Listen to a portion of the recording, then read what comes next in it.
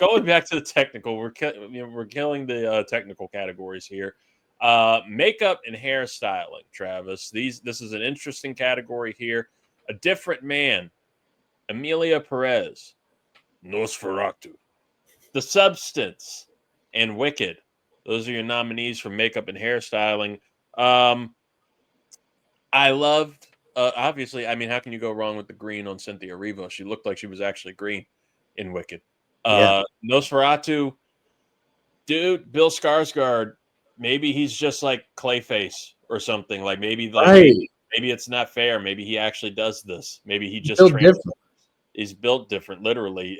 Sebastian Stan and A Different Man. That film is, some great stuff in there. Emilia Perez had some great hairstyling and makeup, obviously, of course. But if there's a movie that I haven't seen fully, but I've sure as hell seen enough of in quick, walk-ins on while it's on in the living room, and just happening to run into this movie, it's The Substance. And the makeup and the effects of what they do to Demi Moore and Quayle in that film, you got my vote. I don't need to see it. I don't need to see any more of it. I saw Sludge Monster Demi Moore. Makeup and hairstyle. Sludge Monster Demi Moore. Maybe she will be there to accept on the movie's behalf. I hope. Yeah, there is. I mean, first off, I saw The Substance. I rented it right before it got all the nominations. I just have to note how insane it is that this movie is nominated for 5 enormous Academy Awards. I can't wrap my mind around it. I really can't either. It makes sense because it's about a Hollywood presence aging, the parallels between Demi Moore. On paper it makes sense, but just the fact that like George Clooney and like Tilda Swinton had to sit down and watch The Substance is insane to me. It is, and I say this with all love, it is B-movie schlock. Yes. And it's fantastic. Demi, there's been a little tossing around in my mind if she's taken home the Oscar or not. This is guaranteed an Oscar win. It is such an achievement. It's so gross. It's so disgusting. But I love horror makeup making it to the Oscar stage. And I think more horror should be, nominated every year. I love that Nosferatu is here. We got to see, Bill Skarsgård. Skarsgård, yeah, the scars. Put this on the clip reel, dude. Put this on the pronunciation reel. Fucking Skarsgårds. His crazy, scary vampire penis. That was the punchline. That was the punchline. Yeah.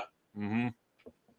Surprised we couldn't get J.K. Simmons' penis from Saturday Night in here. Like, what do we gotta do? What can you do with Uncle Milt? Come on now.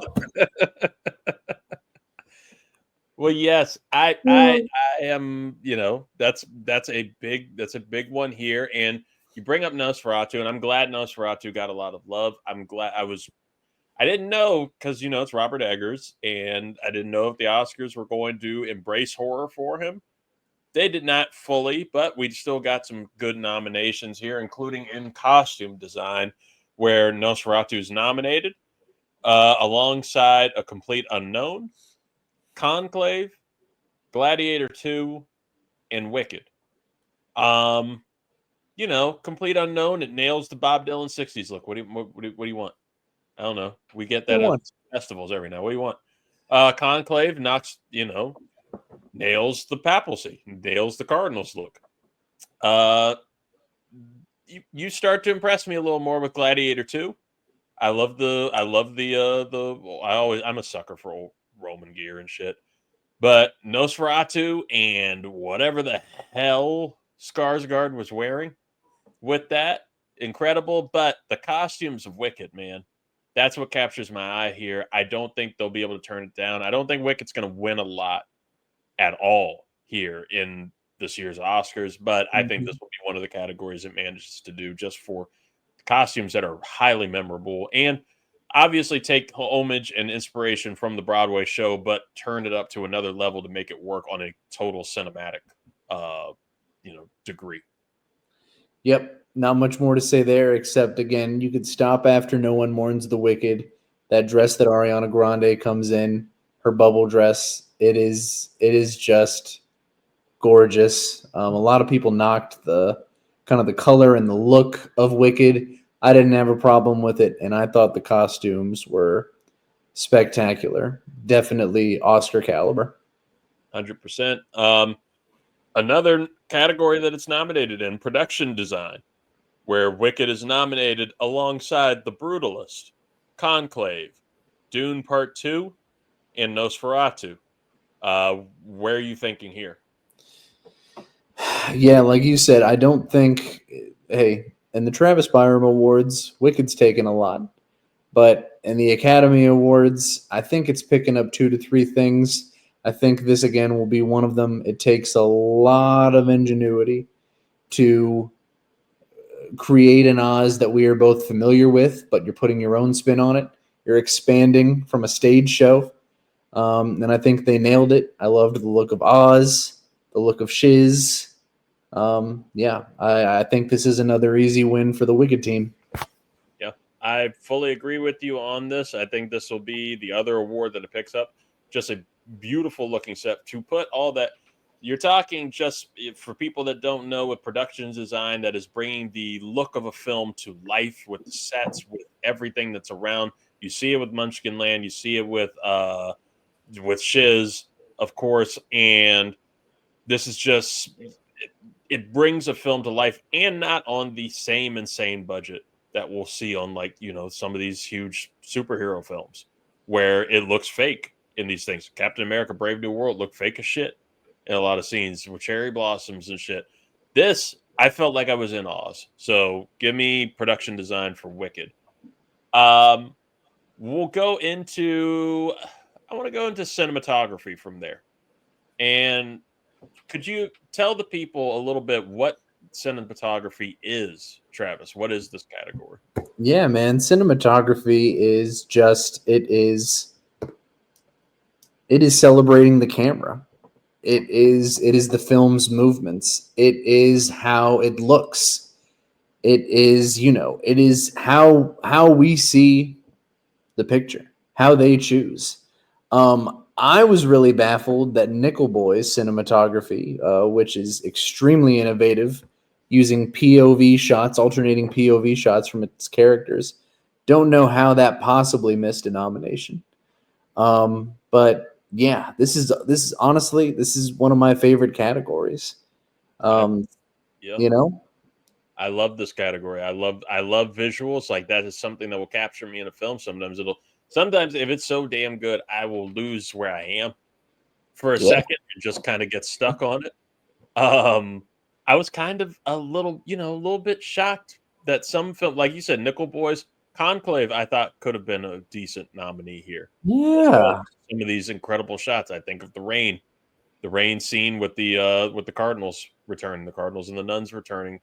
But the nominees here are The Brutalist, Dune Part Two, Emilia Perez, Maria, and Nosferatu. Uh, of these five, obviously we've talked about Dune and its visuals. It's an incredible visual tale, and it's unlike anything that you're really seeing. But a film that is unlike anything that you're really seeing. Even though Nosferatu captured and Eggers, they captured the dark, gloomy, brooding nature of that era and that Yes. kind of character. The Brutalist, man, like the visuals of that film, just honest to God, even just the we've talked over and over about the Statue of Liberty with that film, but I will go to the marble mountains and looking for the marble and just seeing shots, especially when I'm in the theater and being surrounded by it, feeling like I'm almost looking at the afterlife, like looking at something that could Wow. not exist on this earth, and it's actually there. Corbett filmed it perfectly. The cinematographer filmed it perfectly. I think that this is going to easily win cinematography. Easy. In the bag. Easy. Yeah, I mean, Nosferatu, I think any other year could be a very strong contender. To have control of those levels of blues, the blackness, like you said, the macabre atmosphere. It's one of the most beautifully shot horror films, at least in the last 20 years. But The Brutalist is on another level.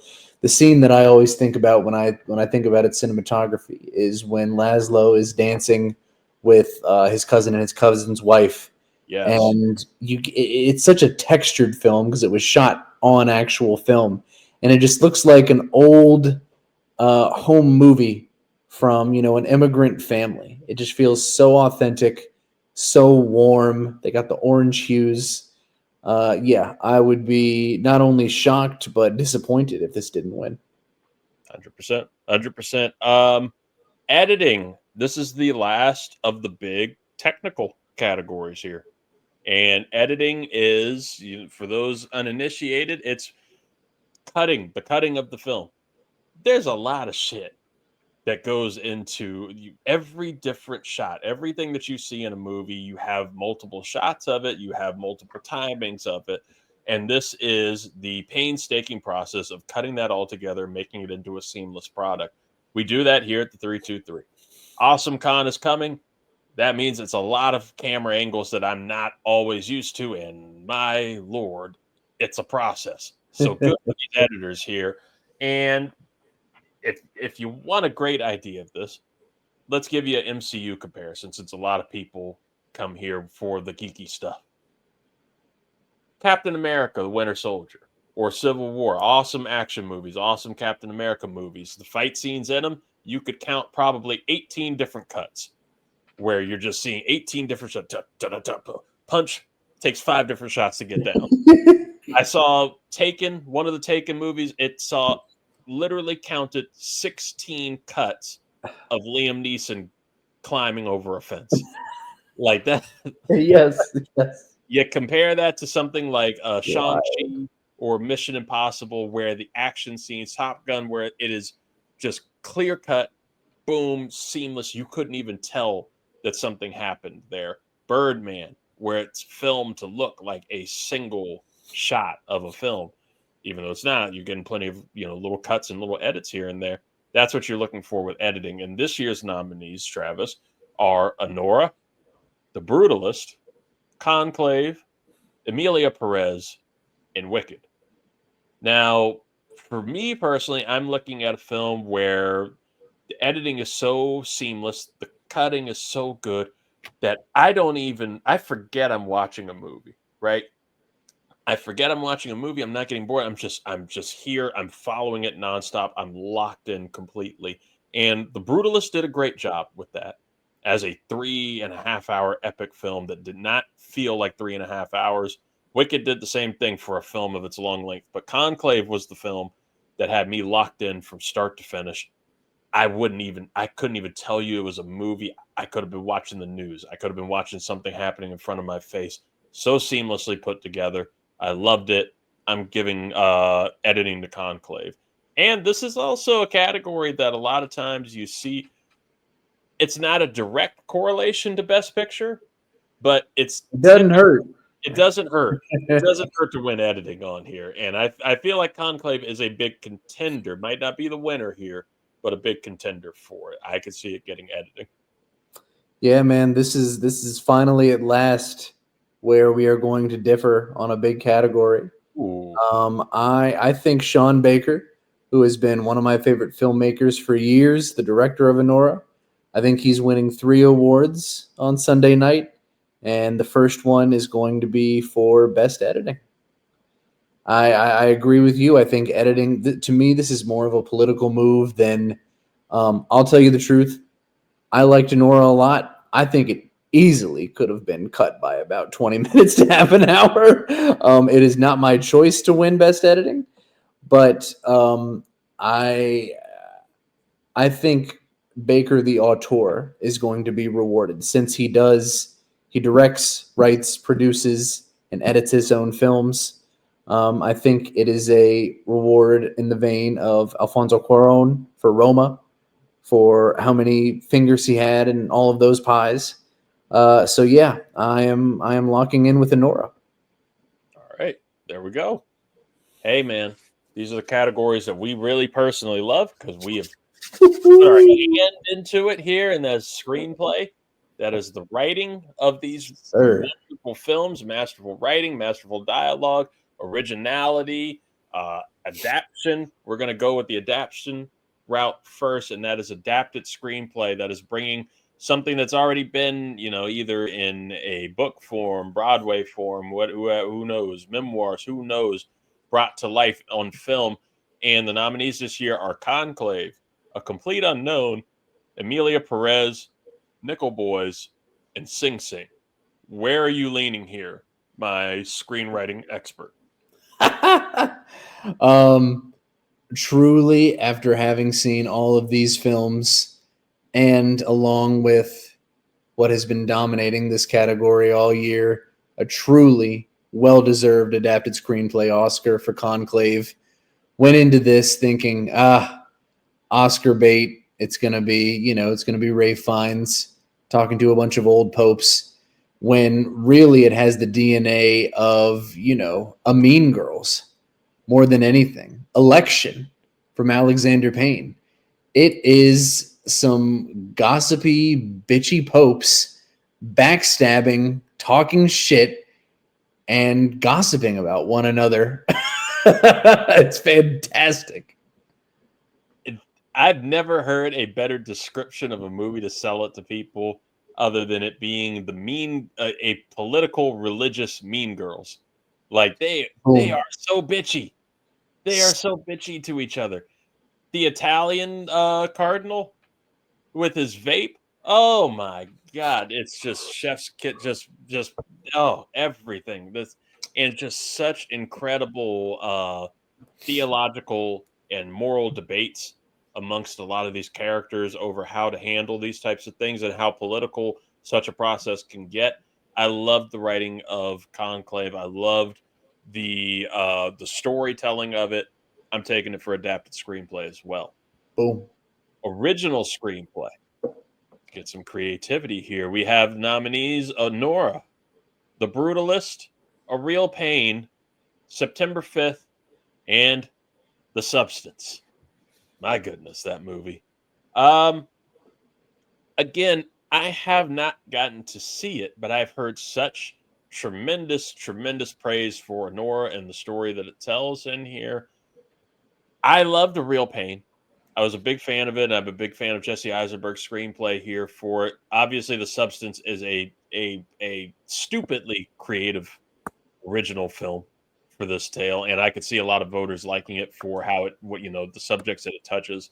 The Brutalist as well, but I'm going to go with the betting odds on this one, and I'm going to go with Anora. Anora is the big betting odds favorite to win original screenplay. I'll cheat and go with that one here.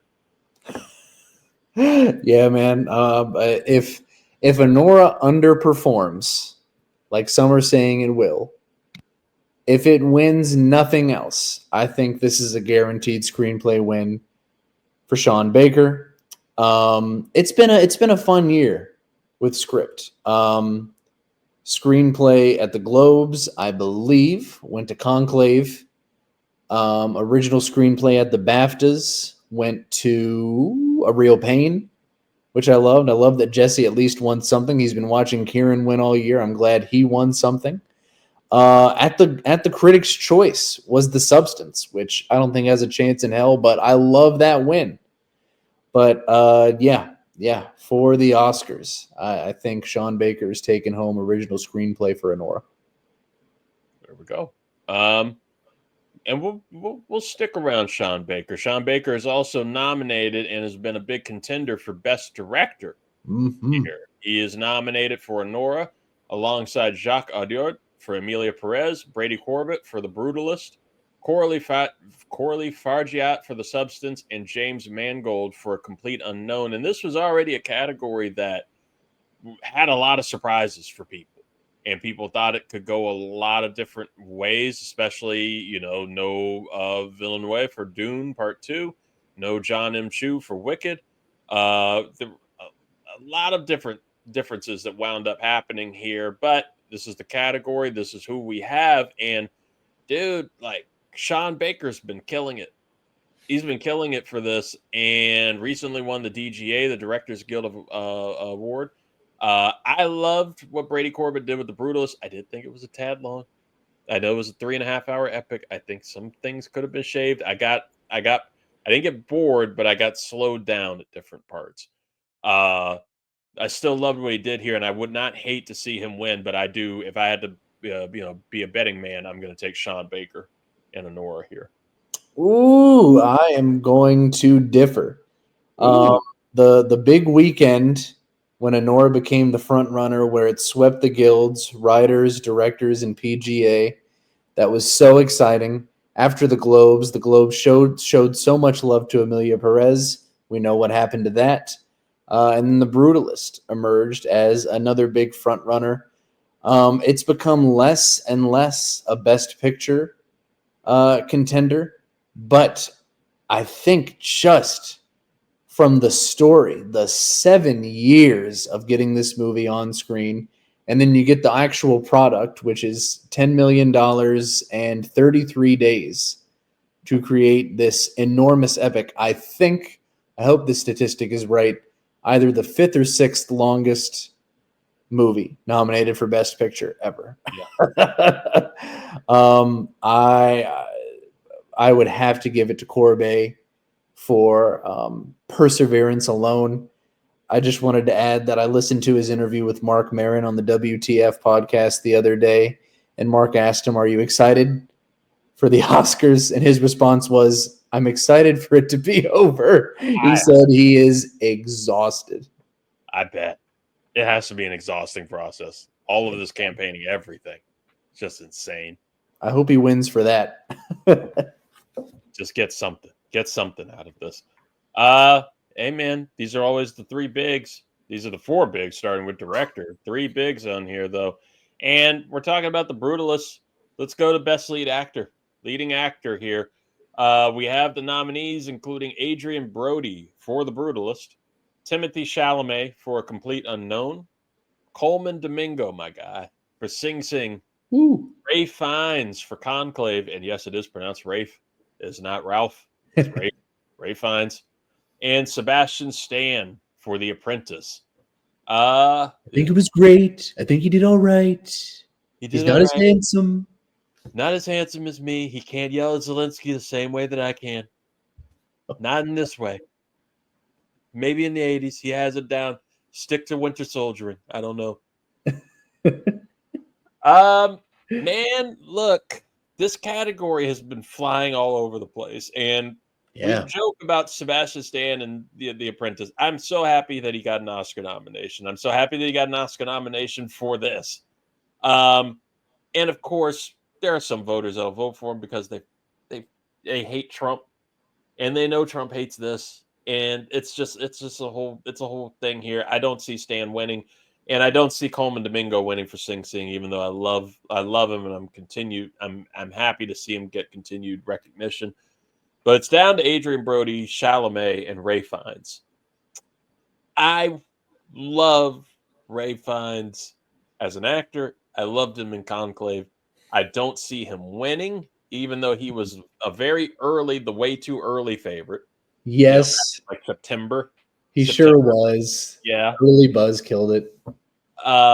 Adrien Brody became the huge contender, became the huge favorite for this. He won an Oscar in 2003 for The Pianist, and it would be the longest gap in between Oscar wins for an actor, I think, for lead actor for a leading category. Oh, wow. Between Brody, between then and now, and I don't even think he's been nominated for an Oscar since that.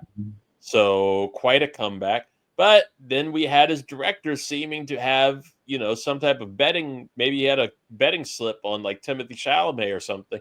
and just threw out there. It was like, yeah, Corbett threw out there. It was like, talked about a little bit about the AI influence on the dialect and what a little bit of Adrien Brody's performance, which it turned out to not be a crazy ton. It wasn't anything tremendous. It wasn't anything completely altering. It was just a smidge, right? A tweak, a little tweak, little visual effects there of the voice.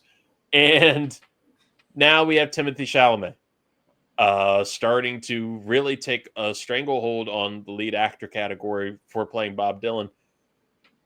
He gave an interesting speech, and I'll be curious to hear about your thoughts of it from the SAG Awards last week. I don't mind a little bit of confidence. I don't mind a little bit of cockiness when you want to be one of the greats and you say that. He would be one of the youngest lead actor winners if he wins Best Actor. However, as much as I love Timothy Chandelier, I'm going to throw it out here. I'm sticking with my second original thought, and that is Adrien Brody is going to win lead actor for this film. It is a performance in The Brutalist that totally stuck with me for days after. Like, the opening of the film is Adrien Brody in a position I didn't expect for the film to open with. You'll see when you see it. And, I'm thinking, so this is what Adrien Brody's been doing. But after that, it's a 3-hour film. And I'm wrapped into it. I'm not even thinking of him as Adrien Brody. I'm not thinking of him as an actor. I'm not thinking of it as a film performance. This is Laszlo. I am on edge. I am completely locked in on this character's story and this character's drive and everything that he goes through. It completely forgetting that it's a character, an original character, nothing else. It's not an actor. I loved his performance in this. It haunted me. I believe that Adrien Brody should win lead actor for this. I believe that he will win lead actor despite what Brady Corbet tried to do to him a couple months ago unintentionally. Sabotage. Yeah, man. I agree. Although I have fought so hard on this one. Brody was doing a pretty clean sweep. BAFTA, Critics, Globe, and then those pesky SAG Awards came along, and it's the actors who vote for the SAGs, and it's the actors who vote for Best Actor. So don't be surprised to see the youngest Best Actor winner, Timothée Chalamet, walk on stage. But for my money, I'm also playing it safe. I'm going with Adrien Brody, and I won't be upset by it. Best Actor in the past 10 years has been notoriously weak, which is crazy. But this will give it some serious muscle, because no matter what you think of Adrien Brody, my favorite performance of his is when he was imitating Sean Paul, introducing him on SNL. I think that's classic Brody. I love them showing that on SNL 50 too. They're like, you know what? We're not going to invite him here, but we're gonna try to remind people. God, they banned him, Reid. You know how bad it's got to be to ban him. It's bad. Chevy Chase was there. Like, Chevy Chase was at the show. Like, they invited Trump and Elon Musk to the 50th anniversary show. I know. Well, I don't think it was strong enough to bite him in the ass too much, because I do think that Adrien Brody is going to win. Would not be mad at all if Timothy won. Not a Bob Dylan fan, but I think he completely became the man. He did, and he campaigned like hell, again, going on SNL. And love that speech. As Bob Dylan on there and do it like it was. He's done great. He's done great here. Lead actress, Travis. This is always a competitive award, but this one it's tight. But we've been seeing Demi Moore for The Substance start to take ahead for winning lead actress, and she is nominated alongside Cynthia Erivo for Wicked, Carla Sofia Gasson for Emilia Perez, Mikey Madison for Anora, and Fernanda Torres for I'm Still Here. Emilia Perez, let's just go ahead and push that out. They were already talking about her rescinding her nomination. We're just gonna move you over here. Put you aside. Cynthia Erivo, loved her in it. I said when the movie came out, the performance in her eyes locked me in, and Yeah. I felt that performance in every way, and it was fantastic. She's not going to win here. Fernanda Torres, strong praise. It would be a wild upset, but it would be cool. Don't think it's going to happen. Demi Moore, man, she put a lot on the line with this movie. Opened up a lot, and it was a challenge of a film. You hear that a lot, and some people are calling it a career achievement and a career honor for her, but this is the best performance of her career, and it's a damn good performance that she's putting on film here. But man, I'm going to be biased. Mikey Madison. I'm a hipster to Mikey Madison. Shout out Better Things on FX. I've talked about this show for a lot of years. Better Things on FX. She was the breakout on there playing the oldest daughter and was fantastic there. She was fantastic in Once Upon a Time in Hollywood, where she gets the living shit killed out of her as a psychopath. It's wonderful. And you see her play this kind of role a lot of places, but Anora has been like a huge, huge, huge breakthrough and revelation for her. For nothing but incredible things. I'm personally rooting for her, and I'm just going to will it into existence. I'm picking Mikey Madison to upset Demi Moore now and win lead actress for to be the big upset of the night. I don't think there's a lot of big upsets in this Oscars. I think a lot of things are already pretty locked in. I'm thinking Mikey Madison is going to be the big shakeup near the end of the show. Woo! Wow, man. Big crown here. Welcome in the new suit, the new big star. Yeah. Wow. That is a bold prediction. And I would have scoffed at it had it not been for Mikey absolutely upsetting at the BAFTAs and interrupting Demi's win streak. I do not think this is the last we'll see of Mikey Madison at the Academy Awards. I didn't realize it was her in Once Upon a Time in Hollywood. I need to get hip to Better Things, but this was an enormous breakout for her. There's no doubt in your mind that she is this New York stripper, and she plays it to a T. She learned how to strip. She learned how to dance. Very physically impressive role, but I think between the story, the actual performance, which is quite good, this is a pure horror performance. And even though she's only in it for, it's 50-50 between her and Margaret Qualley, one of the most insane wins of all Oscar history. They're going to look back in 100 years and be like, holy shit, I can't believe they did it. But Demi Moore's taking it, Reid. Okay. She's taking it. We'll see. But the biggest one to see here, it's 10 movies that you have to see, folks. We have Best Picture. The climax of the night, unless the Oscars decide to do that thing again where they make it second to last award. Do that shit. Don't do that shit. Don't do that. Don't do that. That's why it's there.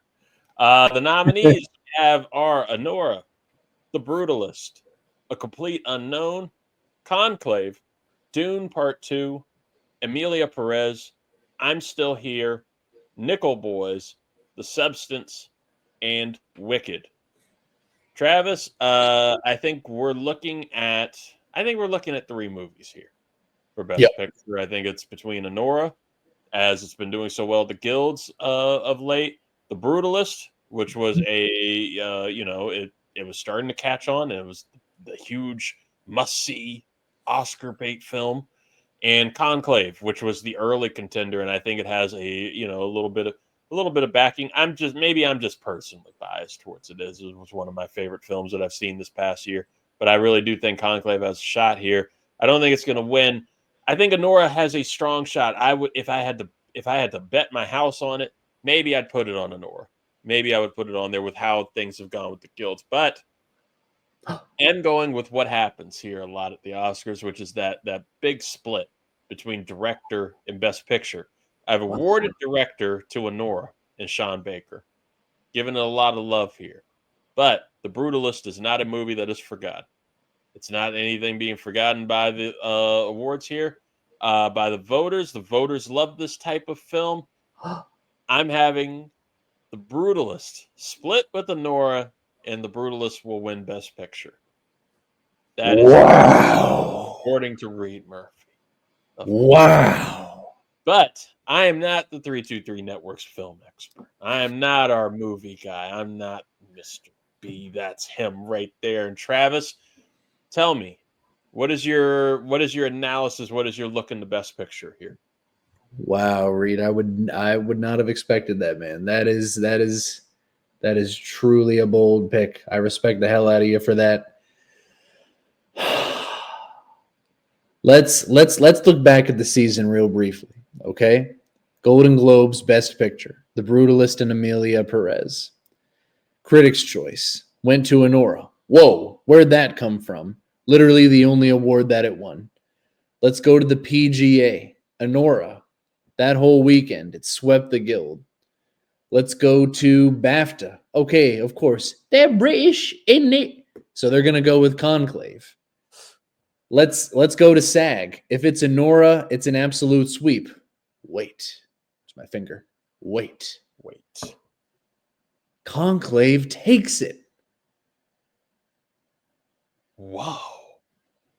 So what does this mean for Best Picture? What could happen? What does this mean with the love fairly evenly distributed? Yes. Last year, Oppenheimer bulldozed. There was no doubt in anyone's mind. Everything, everywhere, all at once, bulldozed.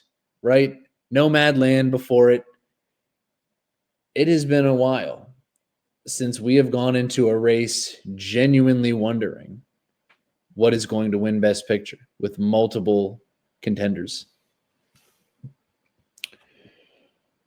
Right now, I just have to go with my gut. No, it is not my personal pick, but I love Sean Baker. We just spent, 3 minutes raving about Mikey Madison. Mm-hmm. If anyone listens to this and has got through this whole podcast, please watch Red Rocket. Watch Red Rocket. Watch Tangerine. Watch The Florida Project. I mean, he's seriously one of the best American directors out right now. And I think he is going to be rewarded with the Academy Award for Best Motion Picture. You heard it. That deserves fanfare. This is big. There's only one way for us to find out now. There's only one way for us to officially find out. Of course, you heard we're spoiling it for you from the future. We're from the future. We know what we're doing. But we came from two different variant lines, so we're going to find out who's going to win Best Picture between The Brutalist and Anora. I completely forgot Sean Baker did The Florida Project, by the way.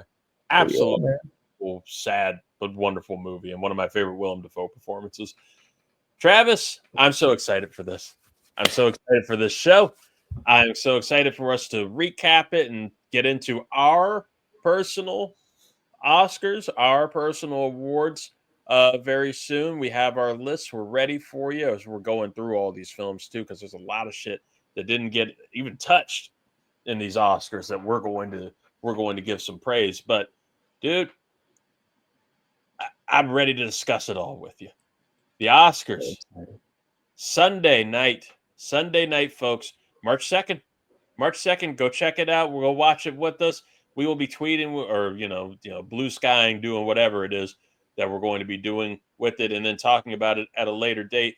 But for now, Travis, Byram, thank you so much for being here. Thank you. You can follow me at 323 Reid at 323 REID on all social media, where you will find all of our predictions. You'll find a lot of the different betting odds to help you too, like we did last year. That was a big push for a lot of people. And of course, follow us on the 323 Network YouTube page and everywhere else that you've listened to us. Thank you for your support, and check us out at Awesome Con. We will give you more and more information for our April 4th big show, 90 minutes live on a gigantic stage in DC. The 323 is coming for you. Travis, enjoy the Oscars, buddy. Yes, sir. See you on the other side. We'll see you on the other side.